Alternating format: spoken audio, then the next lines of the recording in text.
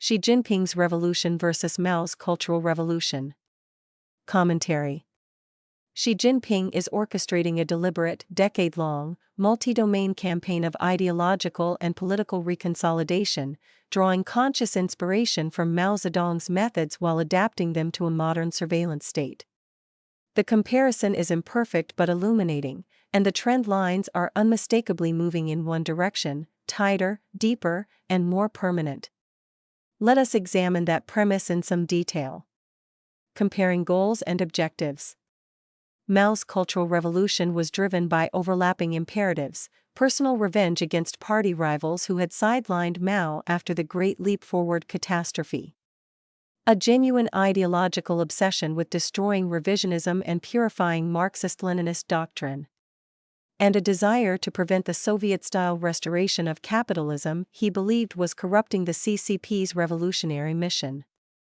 The four old ideas, culture, customs, and habits, were to be annihilated.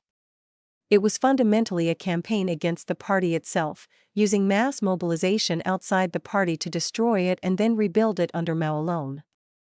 Xi's campaign shares the purification impulse but inverts the institutional strategy. Xi is not trying to destroy the Chinese Communist Party, he is trying to own it entirely and make it permanently subservient to his personal ideological vision. He aims to eliminate political rivals and potential successors under the banner of anti-corruption, reinvigorate communist ideology as a legitimizing force, and ensure absolute party control over the military, judiciary, media, internet, academia, and civil society. Further, he wants to build a technological control apparatus capable of governing 1 billion people indefinitely, without democratic consent, while ruthlessly suppressing all dissent. Where Mao wanted to burn the house down and rebuild it, Xi wants to renovate it from the inside and never leave. The military purges. This may be the most dramatic parallel to the Cultural Revolution. Mao systematically destroyed the existing military leadership through denunciations and realignment. Xi has pursued something structurally similar, though with forms rather than Red Guards. According to data from the Center for Strategic and International Studies, 36 generals and lieutenant generals have been officially purged since 2022, with an additional 65 officers missing or potentially purged. The parallel to Mao is stark but with a crucial difference.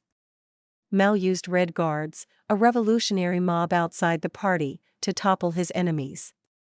Xi uses the Central Military Commission, Central Discipline Inspection Commission, the National Supervisory Commission, and formal legal proceedings. The outcomes are similar, but Xi's method maintains a veneer of procedural legitimacy that Mao disdained, while hiding its devastating effects on those purged from public scrutiny. Ideological indoctrination. Mao's Cultural Revolution sent Red Guards into schools, closed universities, burned textbooks, and dispatched educated youth to the countryside for re-education through labor. Xi's equivalent is subtler but structurally analogous: the systematic ideological re-engineering of China's entire education system from kindergarten to postgraduate study. New Chinese textbooks introduced in 2024 emphasize Xi Jinping thought, traditional Chinese culture, and national security as mandatory subjects in all 9 grades of compulsory education. The subject, formerly known as Ideology and Politics, briefly renamed Morality and Law, remains a mandatory course promoting the ideology of the ruling Communist Party. The differences from Mao are significant but not reassuring. Mao's educational disruption was chaotic and ultimately self-defeating. An entire generation lost years of schooling. Xi's approach is methodical, cumulative, and designed to produce a generation that internalizes party ideology as natural truth rather than recognizing it as imposed belief. Xi's actions amount to cultural genocide when applied to minority populations like the Tibetans and especially the Uyghurs. Internet control and the locknet. Mao had no internet to contend with.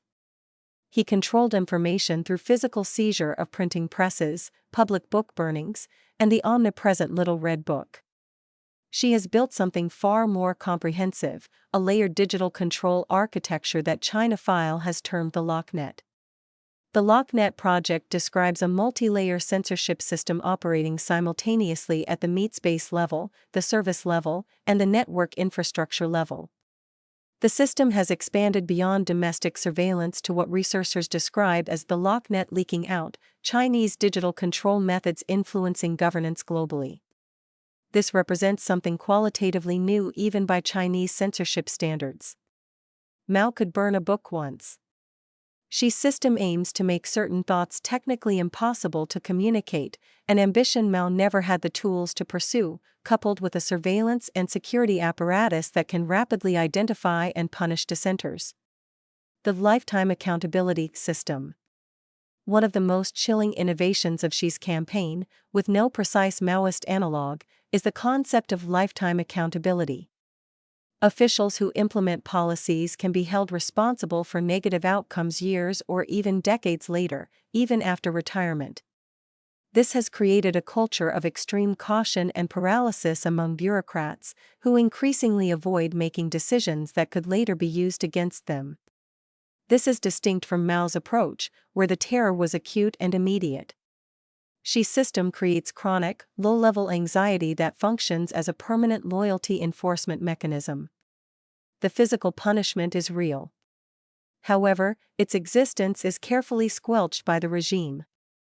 Officials who do nothing wrong can still be purged if a past decision is later reframed as ideologically incorrect, a design feature, not a bug. Key similarities. Cult of personality. Mao's image was ubiquitous. His little red book was mandatory. Xi has mandated Xi Jinping thought at every level of education and governance, enshrined it in the constitution, and removed presidential term limits. The 20th Party Congress elevated Xi to a status approaching Mao's, the phrase two establishments declaring Xi's core status and the authority of Xi thought is now mandatory catechism. Loyalty tests. Both leaders have used mass campaigns to force officials and citizens to publicly demonstrate ideological alignment. Mao's struggle sessions have been replaced by Xi's democratic life meetings, political study sessions, and compulsory online courses in Xi thought. Purging potential successors, Mao systematically destroyed anyone who might succeed him or challenge his primacy: Liu Shaoqi, Lin Biao, Deng Xiaoping. Xi has done the same with Bo Xilai, Sun Junkai, and effectively anyone with a political base independent of his patronage. Attacking intellectual independence, Mao targeted professors, artists, and writers as enemies of the revolution. Xi has securitized universities, tightened academic freedom, expelled foreign-trained scholars, and subjected research collaboration with foreign institutions to national security review. Securitization under Xi means that dissent, critical inquiry, or exposure to non-CCP-approved ideas is portrayed as a threat to ideological security, regime legitimacy, and national unity and is punished by harsh measures, including long prison terms.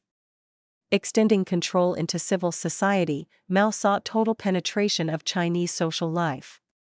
Xi's social credit systems, facial recognition networks, mobile phone monitoring, and mandatory app installations represent the same totalizing impulse equipped with 21st-century tools, with swift punishment of all nonconformance and dissent. Key differences. Institutional method. This is the most fundamental distinction. Mao deliberately bypassed and destroyed party institutions to achieve his goals. Xi works through party institutions, the discipline commission, the courts, the military structure, even while hollowing out their independence. This makes Xi's revolution more durable and less catastrophic in the short term, but potentially more permanent in the long term. Economic context. Mao's Cultural Revolution was indifferent to economic destruction. Indeed, it deliberately attacked the expert class and economic management. Xi is conducting his revolution while trying to maintain and grow a $17 trillion economy, manage a severe property sector crisis, sustain export-led growth under American tariff pressure, and keep urban employment stable.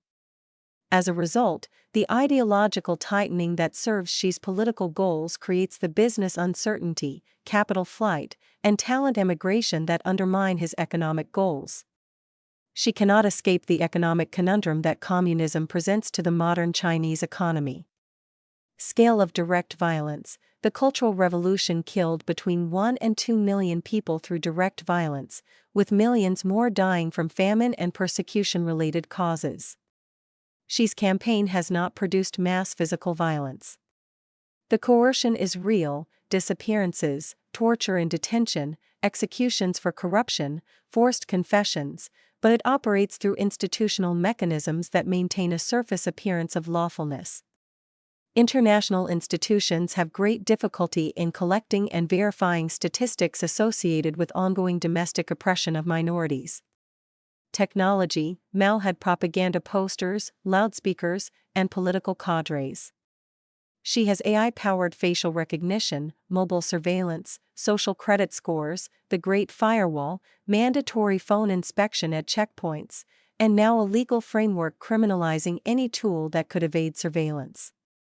This is not merely a difference of degree, it represents a qualitatively different form of social control that makes Mao's surveillance apparatus look primitive. International ambition. Mao's China was largely isolated, poor, and focused on internal revolution. Xi's China is the world's second-largest economy, deeply integrated into global supply chains, and actively projecting influence abroad. Xi's ideological campaign has a global dimension, through the United Front Work Department, Confucius Institutes, surveillance of overseas diaspora communities, and the export of Chinese surveillance technology to authoritarian governments that Mao's Cultural Revolution never approached. Concluding thoughts. Xi Jinping's revolution is Mao's Cultural Revolution with 3 critical upgrades: institutional sophistication replacing mob chaos, digital surveillance replacing physical coercion, and economic preservation replacing deliberate destruction. It is slower, more methodical, and more durable. It is also, in some ways, more cruel and total, because where Mao's Red Guards burned books and then exhausted themselves, Xi's surveillance apparatus never sleeps, never tires, and is more efficient than Mao's methods. The most important difference may be this: Mao's Cultural Revolution eventually failed on its own terms. The chaos became unmanageable, the economy collapsed, and after Mao's death the party reversed course under Deng. Xi has explicitly studied that failure. He is trying to achieve Mao's goals of permanent personal ideological dominance, while avoiding the institutional chaos and economic destruction that brought Mao's revolution to its end. Whether Xi will succeed is the defining political question of the coming decade.